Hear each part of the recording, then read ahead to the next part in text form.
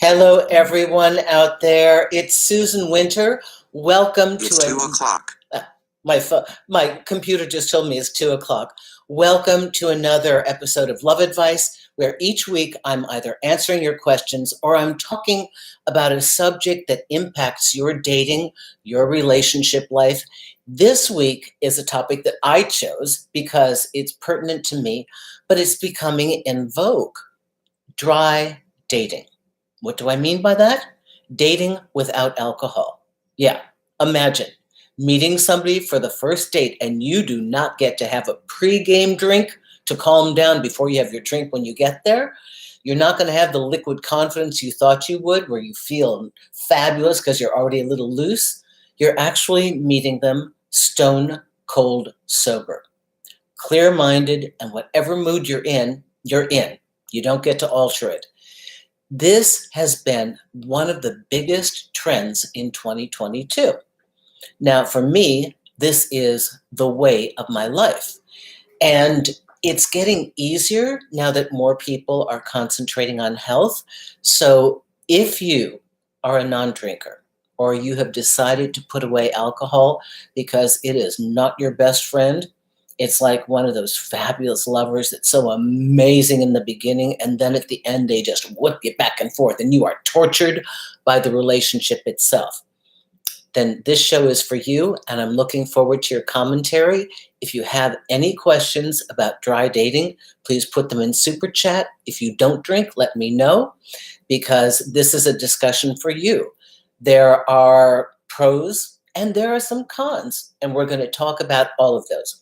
So welcome to everybody here. Firstly, thank you, Gwyneth Sharps, my dear moderator, and B, who is also moderator with Gwyneth, is going through some family issues. She's taking care of her mom, and her mom's going through some very serious operations. And B is a full-time, what we call essential worker in Germany. She's a dentist who had to work all during COVID when everybody was locked down. She had to do all the admin work herself. People weren't coming in. They were afraid. She's been working like an animal for years now, 3 years straight. And now she's got some things to take care of. So we all wish the best to be energetically. But Gwyneth is here. And let's talk about dry dating. Good listening to your advice. Thank you, Uralic Tribes. Cece, I'm excited about this topic. I can't drink anymore due to medication I'm prescribed. Can't mix with alcohol. Okay. I don't mind if guys date drink, but I hate having to explain my reasons. Okay, that's a perfect conversation. Let me first give you some stats because this is really, really interesting. So I get notifications through Google when I have an interview that's gone live. And I don't keep track of these, but Google Alerts does. So the List magazine had the following information in which I'm quoted.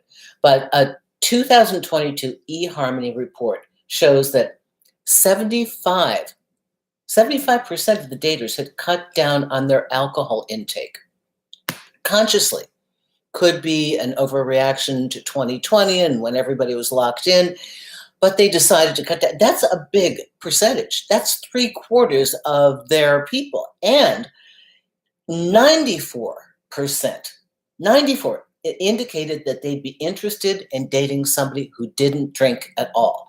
So from the eHarmony literature and their report, it seems as though people would prefer to be with somebody sober, in part because one of the benefits is you kind of know what you're getting because they are who they are. So, and what they're going to show you is pretty much their continual disposition.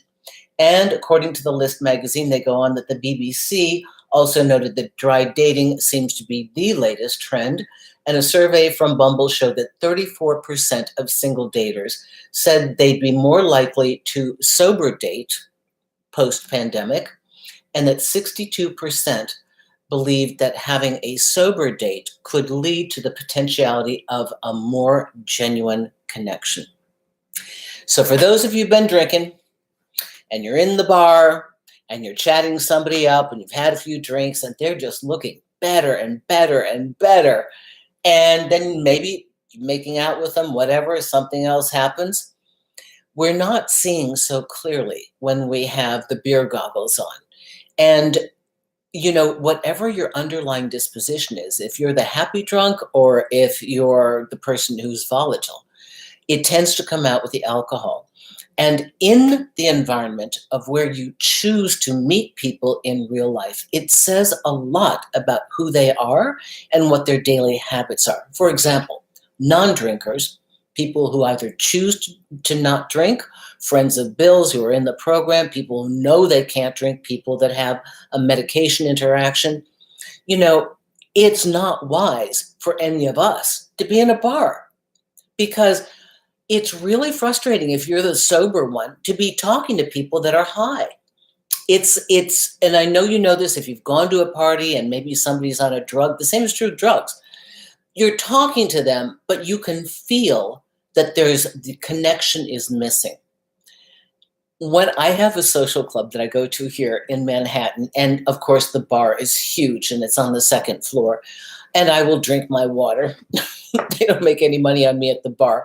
But all the people who come in, by the second or third drink that they have, I am listening to the same story repeated over and over. It's like, what is it about somebody in the third drink? Why do they get caught in a loop? It's like a record that goes around and around and around. And like, why are you telling me this? You're talking about a carpet cleaner or a contractor or a patient that you have. And I'm thinking, oh my gosh, you've said this like 5 times now. So sober dating is a choice. If you have chosen or you must put alcohol away, your dating world dramatically changes. Firstly, the number one way in which people meet and greet and get together socially is that they have liquid courage. They have, what do they say? That alcohol is the great, stimulant and relaxer. Everybody feels a little more relaxed with a couple of drinks. You're not self-judging. You're not editing yourself so much. You're kind of like, woohoo, and everybody's having fun. And you can watch a crowd as they begin to drink, how they loosen up. So the plus side of having alcohol is that you're not as inhibited or self-conscious when you're meeting somebody you're attracted to or in a social setting or in a dating setting, right? That's the plus. So what do sober people do? It is what it is. However you start in the morning is how you feel at night. I think the famous quote, and correct me if I'm wrong, I think it's Frank Sinatra said that he felt sorry for people who didn't drink because however they feel at 10 in the morning is how they're going to feel at 5 in the afternoon. But of course, that whole rat pack, right? They all had alcohol problems, like major alcohol problems. They'd go on stage drinking, like Dean Martin, carry a martini on stage. So it was part of the culture at the time. But now that we are more aware of health and fitness, there are a lot of things we don't do. We don't, drink a drink on stage and hold a cigarette. We don't do that anymore. So how can you, if you are a sober person, integrate into a world of drinkers? And the question is, do you want to? For me, myself, I don't want to be with somebody who dates, somebody who drinks. I don't want to date somebody who drinks. I don't want to have alcohol in the house. I don't want to have the alcohol with them. And I've been very, very fortunate because where I meet men in real life is in the gym, primarily, not exclusively, but primarily. And I've been very lucky that those individuals aren't interested in alcohol. I don't know if it's a lifestyle choice. It's just the way it's turned out. It's not a big deal. Now, if you know you can't drink, you have to think differently about where you're going to meet people. Let me read a couple of your comments before I go any further, and I'll tell you about the pluses and the minuses and guide any of you along the way. Alcohol. The name is from the demon star Algol.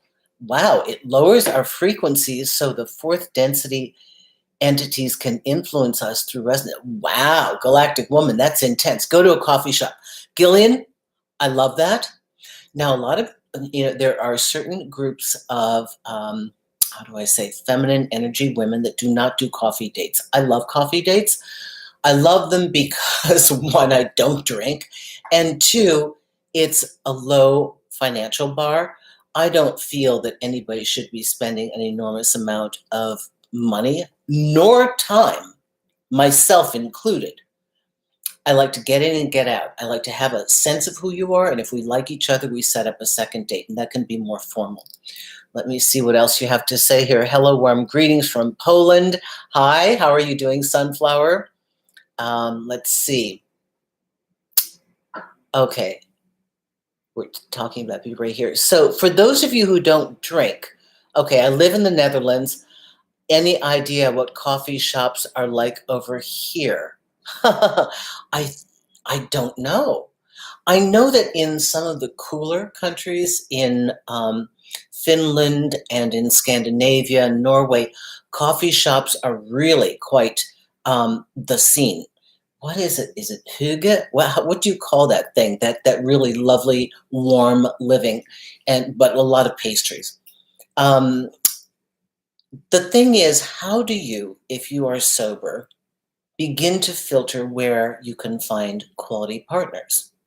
Because you want to meet in real life, and let's say you don't want to meet somebody who drinks, and you don't feel comfortable being the only one drinking a Diet Coke or water or juice in a bar where everybody's loud and, woo woo and all this stuff.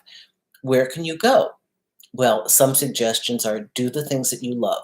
Go to cultural events, go to music events, go to seminars, lectures, sports, hobby, hiking, healthy things, the gym, running, anything like that. Any sport that is a group is a very healthy choice. Walk your dog, walk your friend's dog. Even speed dating can be fun because there shouldn't be alcohol involved because it's just what it is, meeting each other very quickly. So if you want to test out how you feel about somebody, you can always start with a video date first and then see if you want to meet them in person. That's a good advice for online. But the thing about dating sober is you are going to have some really obvious benefits.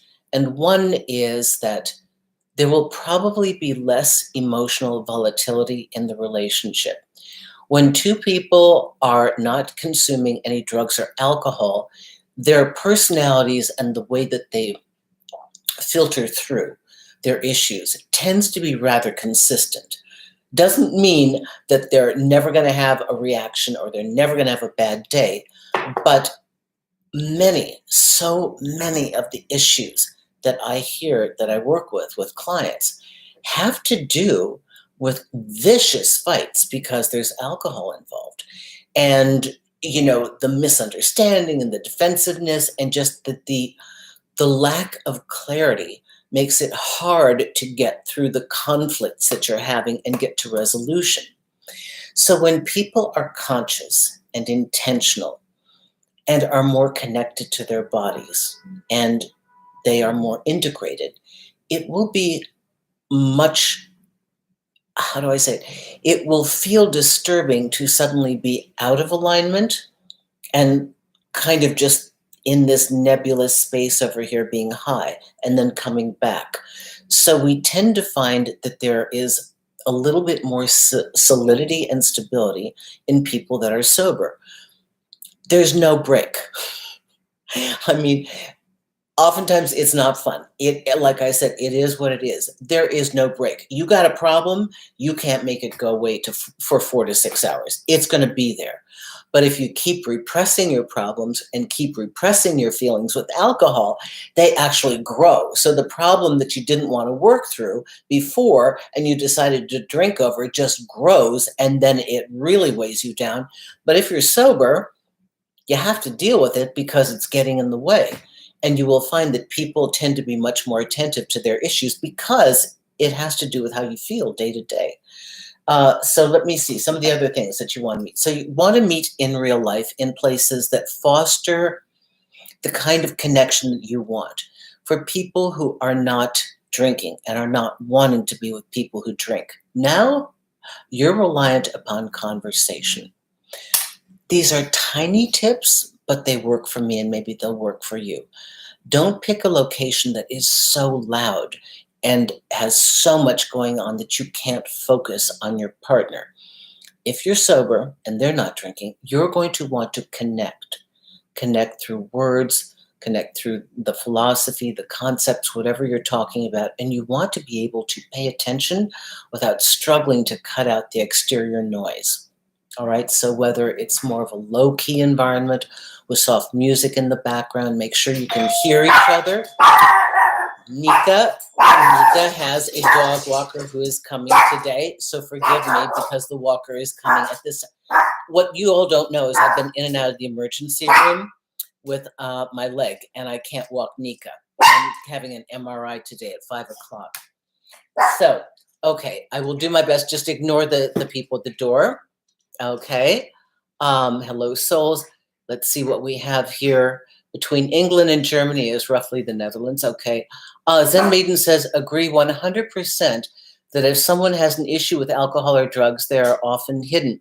Yeah, it doesn't necessarily bring the best out of us. And that is the problem. Everybody's got a default. You could be the happy drunk. That could be great.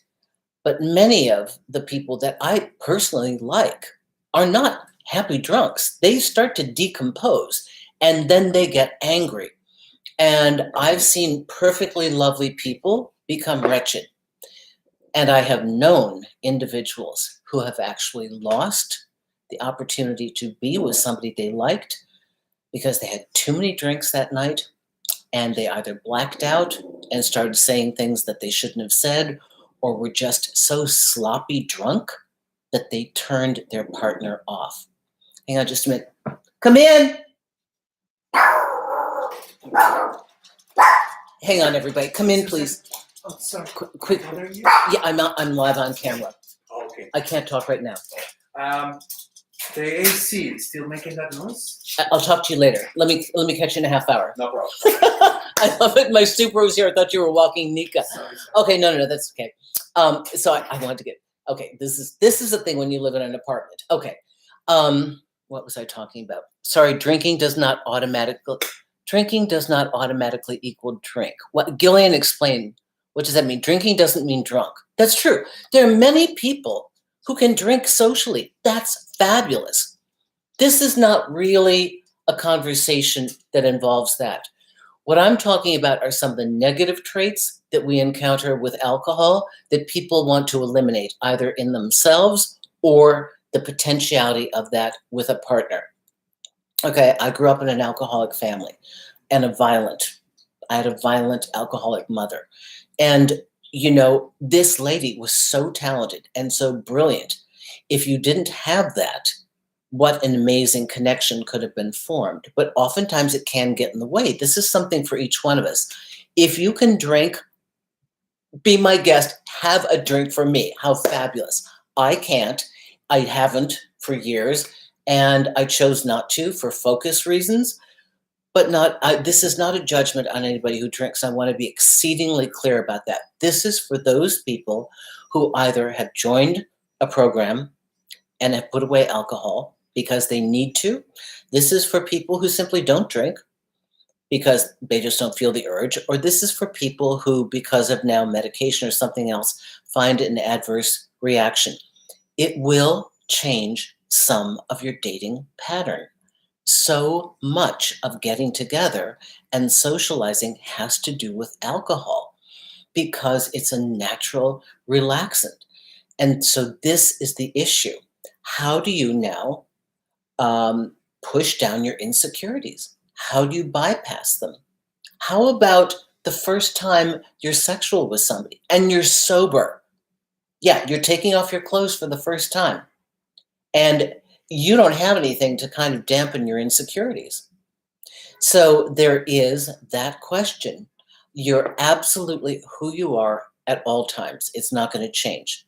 So these are some of the challenges in sober dating, that you don't get that little buffer of, oh, I feel kind of fancy and beautiful as I look at myself in the mirror.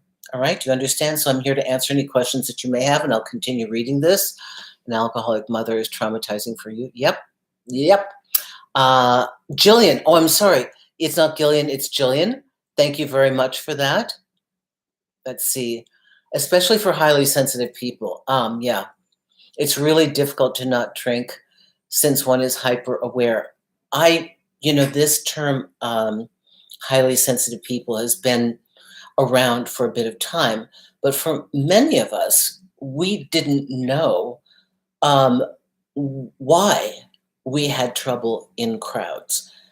I have had an aversion to being in a crowd of people since my 20s because especially in an environment where there's alcohol and drugs and disco or whatever else, the New York nightclubs, um, or just a large crowd of people that I don't know, because oftentimes I feel their discomfort.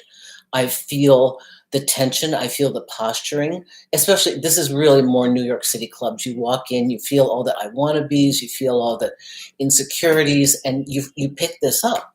Plus, if you're not drinking, you're trying to have a conversation. It's impossible with large, booming music, things like this. So let's see. Hi, everybody from Munich.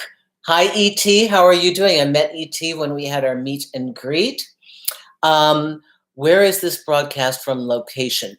I'm currently in New York City right now. You can see by my lovely background, which is going to look the same. Can't feng shui a New York City apartment that well. Natalia, hi, my dear. How are you doing? $5. Some things are better left unsaid, but I'll probably get drunk and say them anyway. I had a few in NOLA and gave out my number. Now he's me. Okay. Okay. Thank you for this. How many times have you had a few drinks and you meet somebody and they get your phone number out of you, or you end up making out with them you didn't mean to, and then now you have to deal with it because in that moment it seemed okay, and then when you think about it long term, it's not where you want to go. So yes, we have to deal with that. Sometimes the best thing is, I made a mistake, I'm sorry, I thought this would be a match, it isn't. And Natalia keeps writing me, has a wonderful problem that we all wish we had. She's so busy getting rid of men who find her. She's got a lot of them coming on to her at all times, which is a good thing. So let's talk about any questions that you may have about any challenges or positive experiences you've had from dating sober or dry dating. The belief has been in these surveys that you will have a more authentic connection. And I think that's interesting because many of us talk about that great first date. That first date was like, oh my gosh, they the connection, they were so charming and they were interested in me and so charismatic. I never felt so comfortable. And there's a lot of beautiful things that are going on. The music is right, the crowd is right. Maybe you've had a glass of wine or two and you're feeling relaxed and fabulous, and they are too, and you're laughing and it's wonderful. And then you never hear from them again and you wonder, what was that? It was somebody being in the moment and not following through. So there is perhaps some merit to the belief that you might have the potential to meet somebody who's a little bit more connected and authentic if they have nothing else in them to augment their excitement in that moment. It's up for you to test yourself. Again, I want to be exceedingly clear. This is not a negative against people who choose to drink. It's simply a new topic for the increasing interest in dry dating. I have known a number of people in my life who know I don't drink, and they have called me out of the blue. And these are very, very successful people I've met along the way. And they'll say, you don't drink, right? And I said, no. And they said, I just stopped. And I do know that for successful people, it is, it's hard work and you're exhausted. And so many times you just want to turn that switch off. You just want to relax. And sometimes for people who are really stressed and it's ongoing and they have huge jobs, it becomes a little too tantalizing to do that. And you find that maybe it gets in the way of your clarity. Sometimes it gets in the way of your focus. Not always, but for some people. And so for those of you who've made an attempt to put it aside, or you're doing it for a period of time just to see how your life improves or not, it's a good test. Not required, but Some people may find that they are more functional. I'm always shocked by the people who are admitting they're in AA because it is an anonymous program. And oftentimes, you're not supposed to tell people that you're in it.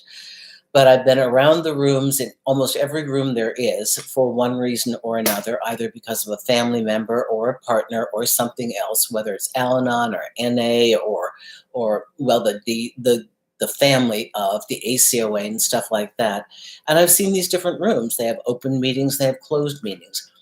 And the one good thing is that here is one thing for people that have consciously entered sobriety, not because they just decided to stop drinking because they looked bloated and wanted to drop 10 pounds, but for those individuals who have had a problem with alcohol and they enter a 12-step program like AA, or they go to rehab, they are also given tools for living, which many of us assume people know how to live life, but many people were not given basic tools. And one of the tools is accountability and honesty.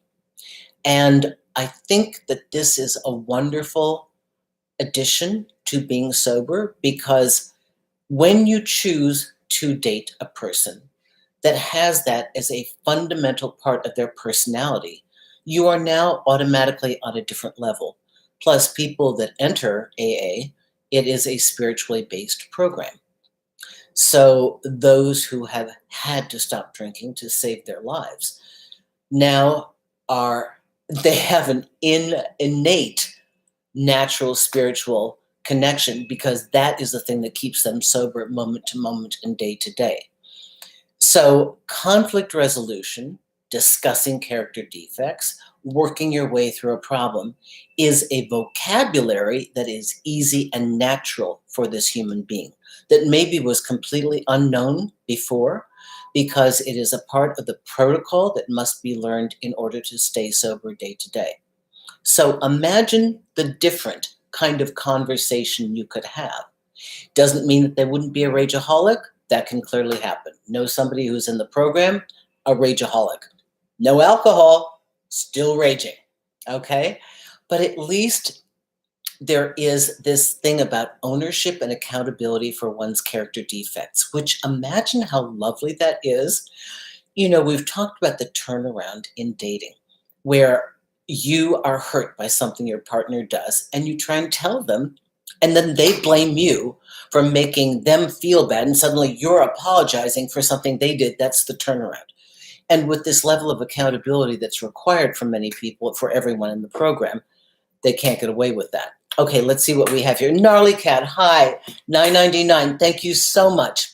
Hi, Susan. In September, 5 years sober. Oh my God, congratulations. Oh my God, this is fabulous. Dating has become tougher as many guys are turned off that I don't drink. Alcohol and drugs were a huge part of the gay world. Okay, gosh, now I'm so thrilled. Now we can talk. All right. It's the way people meet, and it's the way they hook up. And I understand, because they can't have that with you. So now these are some of the downfalls. The top of the mountain has fewer people, okay? So if most of the world drinks or takes drugs, and that's how they get together, and that's how they hook up, and that's the procedure for which you meet and greet and find your potential mate, you can't go to those places. Or if you do, you feel so weird when you're there. And if you've ever been to those church basements, you're a little bored, like, oh my God, this is how I'm spending my life, in a church basement, with somebody's birthday cake. But there are also people who, whether they're in the program or not, choose not to drink. Like I said, go to the gym. The gym has been great for me, and there are gorgeous guys in the gym. But you have to have somebody who has the higher vision of life and either knows they can't drink and they're in the program with you and they still want to have a good time and be cool, or you get somebody that just has never liked it because they don't like the way it makes them feel the next day. They don't like waking up with a foggy head or being hungover. And I do know what you mean. It is a huge part of the dating process. Congratulations, Gnarly Cat. I knew there was some kind of special connection that I had with you, so congratulations. That is really something amazing. This is beautiful. I really, really appreciate you saying that. And yes, that is the challenge. Having sex for the first time with no alcohol, that's the challenge. Taking off your clothes for the first time with no alcohol, that's the challenge. Talking and expressing yourself, no problem. Easy, because you know what you're saying because you're living a sober life. That's easy, easy, easy.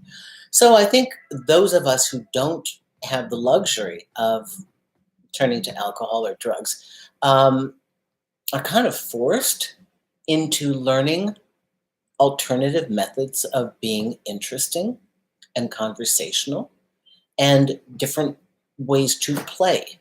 I don't flirt per se, but I think I play with guys. I play, and how do I say this? I don't know what it is. I'm just playful and friendly, and I have a sense of humor, and so that's easy, and so that's how I communicate.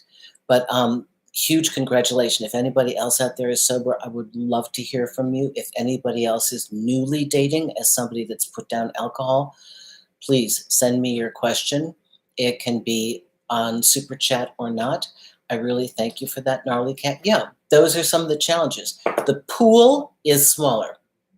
So I went to college a long time ago, all right? And two guys had entered computer science. This was back, oh my God, we're talking mid to late 70s because I graduated in 81.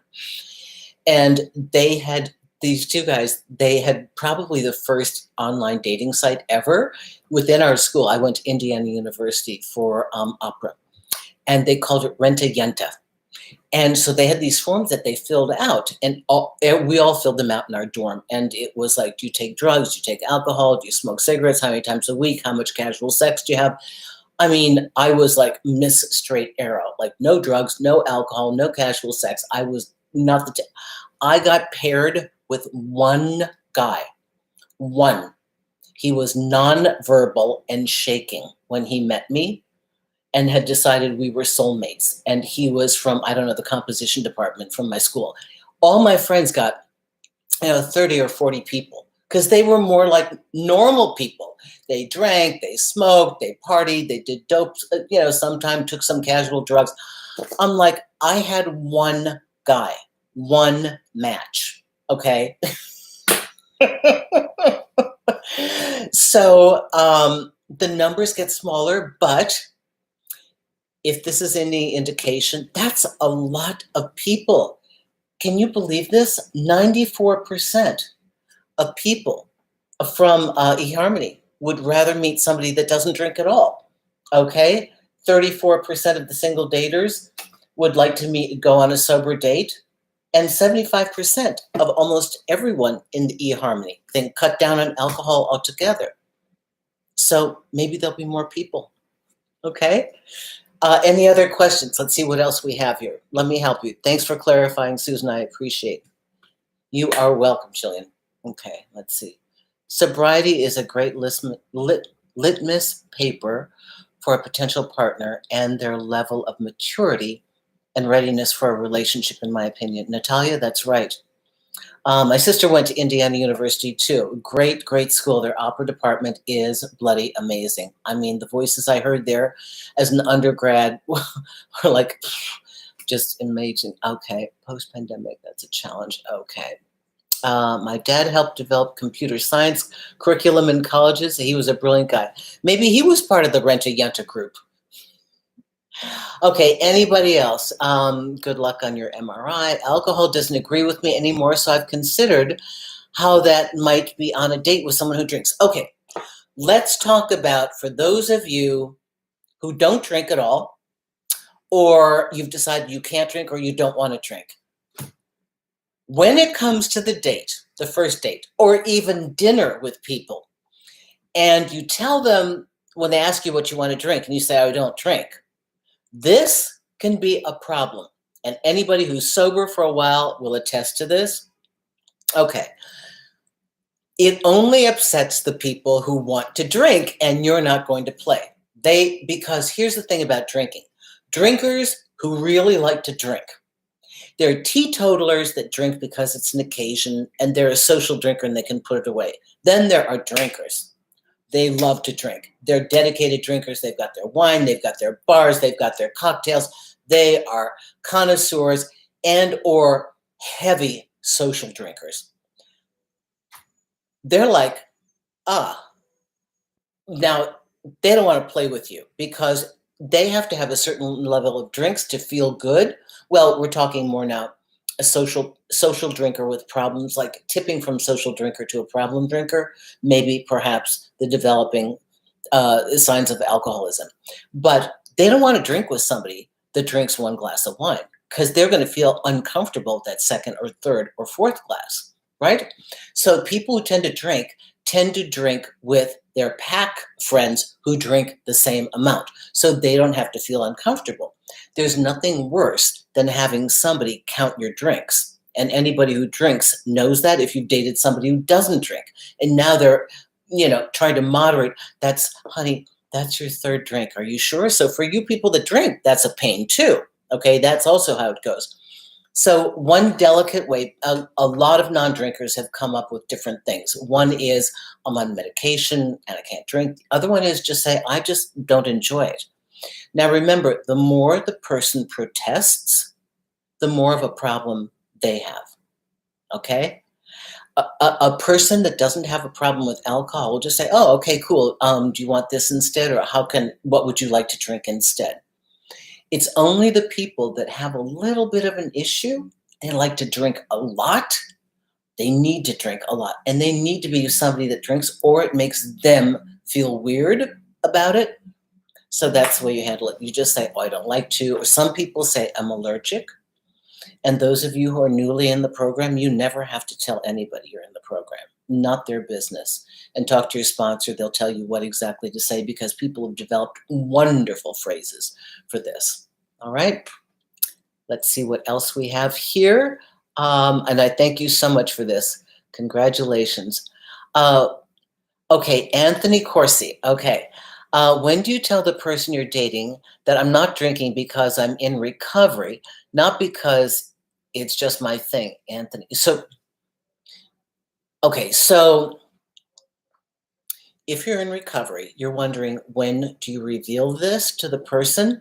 I think for me, I'm just a dating coach, okay?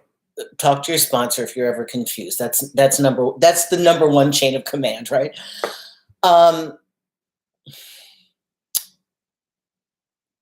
It's anonymous because you have the right to be anonymous. Some people don't mind sharing that.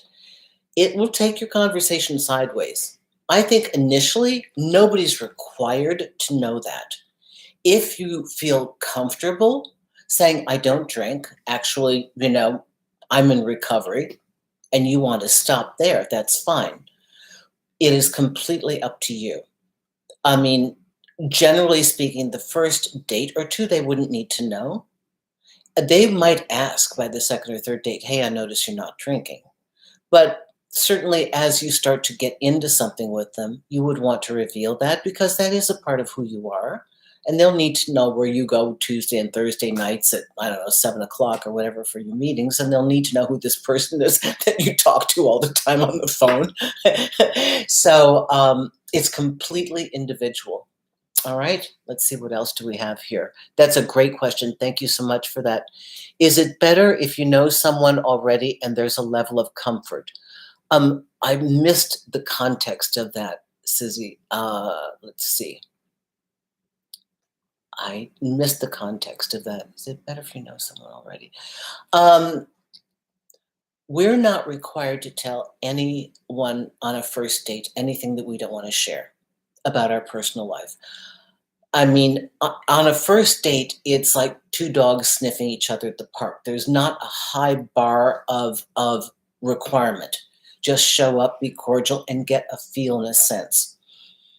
If you find that you like somebody and you have some pivotal piece of information to tell them, the same is true with any kind of mental illness diagnosis that you have. People always ask me, when should I say that? I'm not their doctor, so I don't have that answer for them. But I do feel that if there's some essential bit of information, you should give your partner a heads up. Same is true with diseases. Like, people don't want to reveal to you, oh yeah, I've got herpes. They'll let you know month 6 when they have an outbreak. That happened to my girlfriend. She's like, the dude didn't tell me. Now I have to be careful. Now I'm in love with a man that's got this. And I said, because he knows you would leave him. Sometimes the ethical choice means that we will not get what we want. I prefer to be honest from the beginning and see if we can be together and if you can handle this piece of information. But I don't give somebody really heavy stuff in the beginning if I don't think that we're going to be going down that road. I hope that answers your question.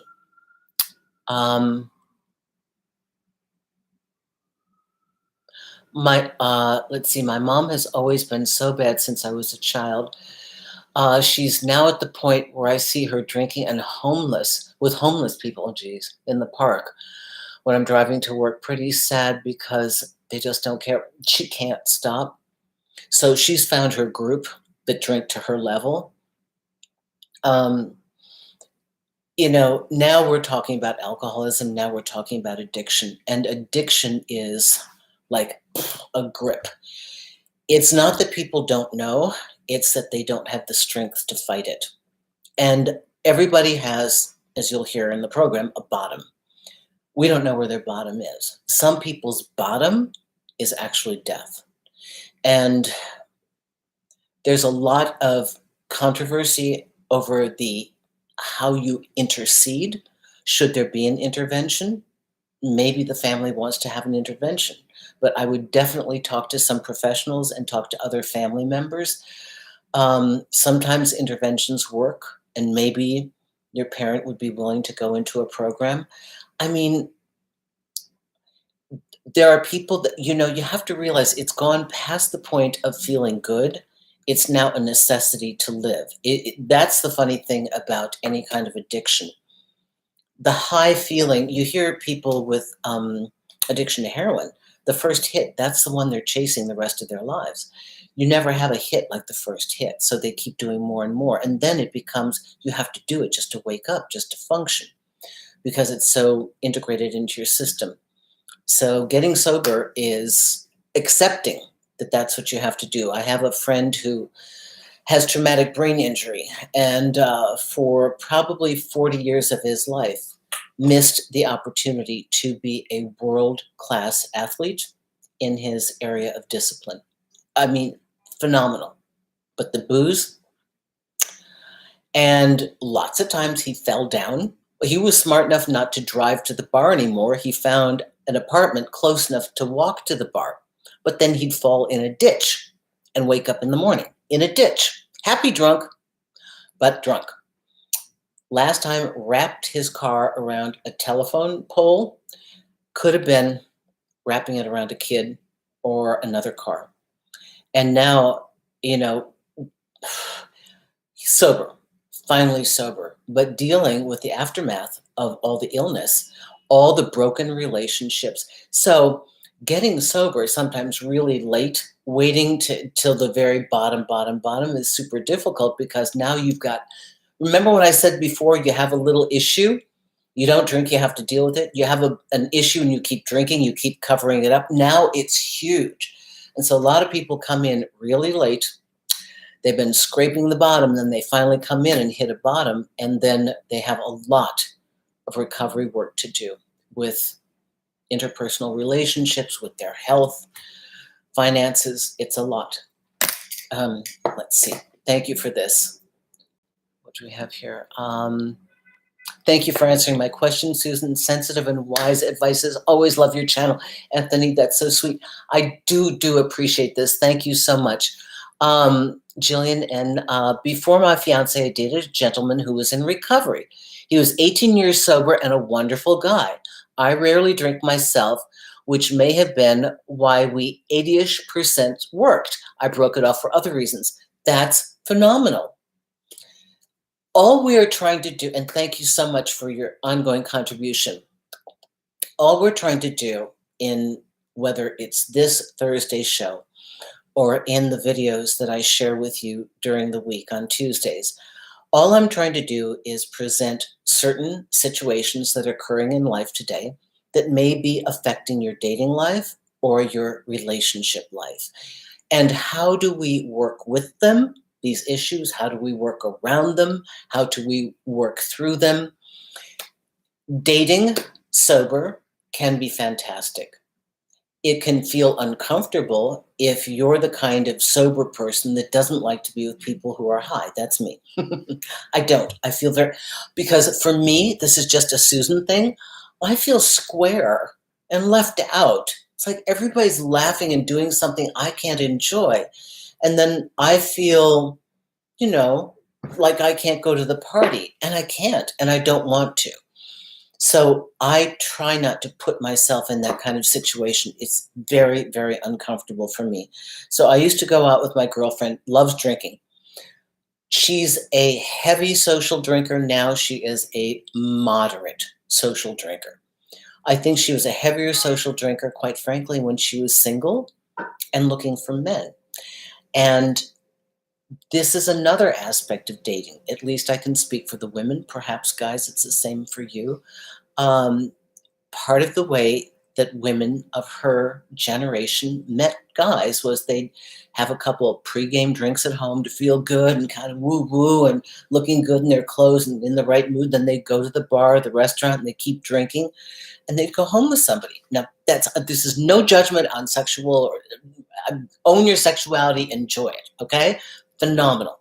However, I think the drinking allowed for this pattern to continue. And what I noticed watching this friend of mine was the revolving door of people who came in and kept going out.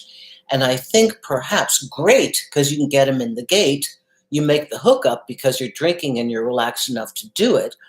But then my worry is that you're not present enough because of the alcohol to engage them, to really create that emotional Velcro so that you can begin to create a relationship. I can't tell you how many times as a late night writer in the early 2000s, when I was doing a lot of writing before I worked on camera in this field, I would take my then big sled dog, my Samoyed, out for a walk. I'd see girls barfing in the planter areas where the trees were on the street, and I'd see the guys that had picked them up trying to figure out which, apartment building they were in, helping them up to their room. And I'm always thinking, my God, I mean, what kind of an interlude is this? They don't know each other. It's the first time. She's nearly blackout drunk. I mean, God, that's horrible. You're not in control of your choices, and you're not in control of what people may want to do to you. That is another reason to sometimes take a look at what's going on in the dating environment. Being on point and knowing how to take care of yourself is very, very important. Let's see what we have here. Drinking and drugs is similar to sex. Spending money, hanging out with certain people, etc. If someone pressures you to do something you don't want to do, they're almost certainly not right for you, Jillian. Fantastic. Absolutely, absolutely, absolutely. Beautiful. Thank you. Synchronicity. You're at work today. Love you, Susan. Great topic. I'm heading back to the dating pool after realizing I cannot date someone who is active in marijuana use as well. Wow. Okay, now let's talk about weed. Oh, man. Does anybody under 30 not smoke weed? I mean, let me start. Anybody under 50 not smoke weed? And everybody over 50, I mean, for those of us who are sober, this list of potential people is getting really, really tiny. I'm going to have to always go to the gym. I mean, the gym is a great place. Bodybuilders, whatever. People watching their fitness, maybe people deeply into spiritual meditation and yoga, maybe that would be something. But it does get harder because and I'm not saying these people have a problem with it, but you will notice if you're sober, or you choose not to drink, or you choose not to smoke weed, or something like that, and you're with somebody that does, you may, if you're sensitive like me, notice that now there's a divergence between you were connecting, now they take this drug, and they're someplace else. And you can kind of hang with them, but you really can't. So this tends to be the issue why people prefer to be, in general, with somebody who is doing something similar to themselves. Now, my mother, when she finally quit drinking, she had, I think, 38 or 39 years before she died. And My father used to come home and have 2 martinis every day after work. That was the businessman's way to unwind. Didn't bother her at all. I had a full booze cabinet, and it was a rough alcoholic, right? She never had a problem with it. Now, some people do. I don't want it in my life at all, at all. So you have to know yourself and you have to know how you're built. Let me answer more questions here. I refuse to date anyone that smokes weed, even if the state is legal in. Yeah, CC. Different vibes. So remember, again, all of this is about creating a connection. How do we find that way to connect? And sometimes, if there are external forces such as drugs or alcohol that come into the picture, we are not connecting with our partner in the way we would like to. Because we need to find a resonance and we need to find cohesion and we need to find connection. All right? It's up to us to set our boundaries. Yes, weed is so delicious, and with booze, it's heaven. So for you, it works. Now, for those of you that love this stuff, you're not going to be comfortable with somebody that doesn't. Are you really? I mean, really, you're probably not. So this is why we have to think twice when it comes to dating. Sometimes we have to filter out certain people and add other people in. Let's see here, Gwyneth. Gwyneth, thank you for catching this. I'm 46. I don't like anything mind altering at all, as my mind is already sensitive enough. I even called B crying once because I drank too much Coca-Cola and felt a real buzz. I wish I would. That would be fun. When I go in for my operations and they do the anesthesia on me, I tell them, I'm going to enjoy these, the countdown, because you start at you go 100, 99, 98, 97. I said, this is the only time I get to check out. The only time is under anesthesia. And those couple of seconds, I'm like, oh, this is so nice. But that's it. Let's see. Okay, so I hope I've answered everyone's question. I do understand that this is a slightly different topic. It is not, and again, I can't say this enough, this is not to put anybody down that drinks or takes drugs. This is simply to answer questions about dry dating. Dry dating, it feels to me, like in our time period, people, especially after COVID, which put a lot of people in a life review, many of us came out of this with new priorities. The seclusion, the intensity of the questions we were asking. Is this the last? Is this one of many that we're going to go through? How this has impacted our lives. I think many of us have begun to prioritize certain things.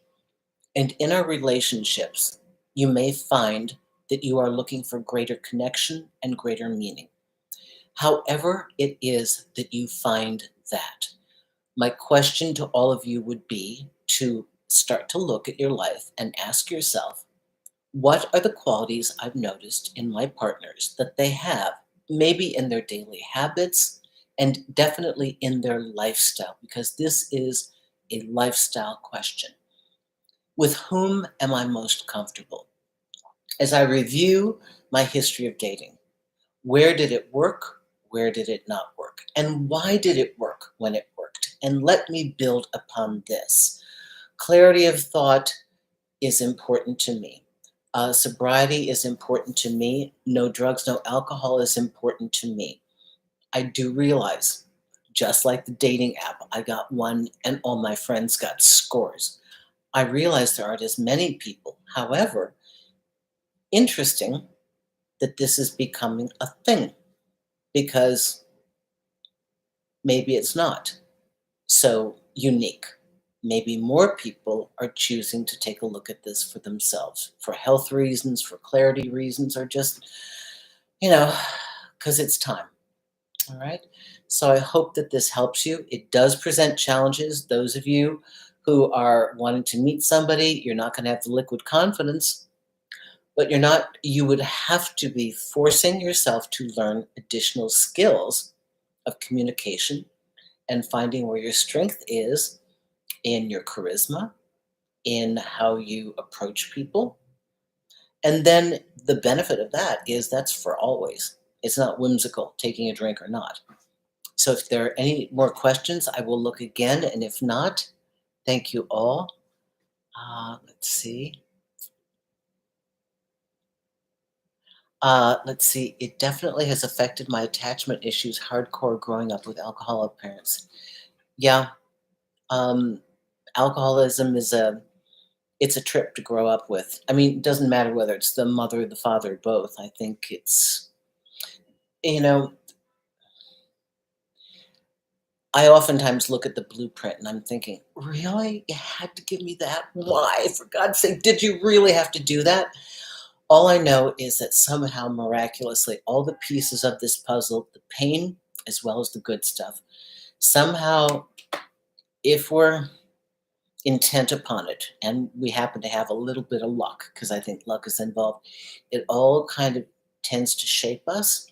And then eventually, I believe, all these forces, negative and positive, all of our challenges and all of our gifts, I personally believe they are what craft our soul purpose and give us our reason for being here. And eventually, we find it. Eventually, we find it. And then you realize that every single thing you went through, now you know why. Doesn't say you wanted it, but now you know what to do with that. So I hope that helps. I see many people here that I adore. So thank you, everyone who's been here on the channel with me. And thank you so much, Gwyneth, for all of this. So I think we're at the end of the show today. I hope this is okay. It was a slightly different topic. But I think it's important for those of us who don't drink to talk about some of the challenges and to talk about the benefits of the life that we've chosen for ourselves. Thank you so much, Gwyneth. Thank you, everyone here. Congratulations, Gnarly Cat. We are so proud of your sobriety. Let's all send some positive thoughts to Bea this week. She's been the supporter and, the emotional support for her whole family for so long and for everybody else as an essential worker, over all these years. And now she's got to be there again for her family. Thank you, Gwyneth, for being a part of this show. And thank you, everyone. If there's a topic you'd like me to talk about next week, please write it down. I look forward to doing that. And thank you. See you next week. Bye, everyone.